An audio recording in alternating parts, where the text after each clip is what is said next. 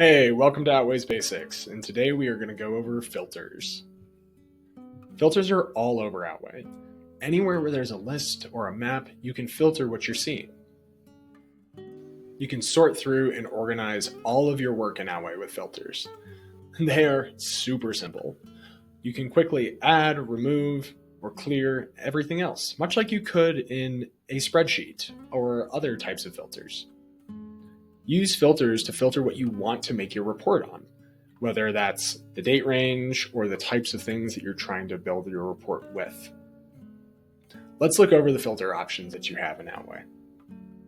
You can filter by date range, you can filter by who created it, who can see it, you can filter by the geometry or the shape, you can filter by categories or individual location types.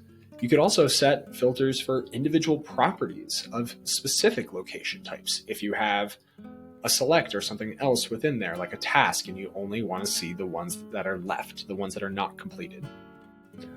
Finally, you click apply to add all of your filters, and you can also clear filters at the click of a button. That's a wrap on filters. Stay tuned for our next videos in this series.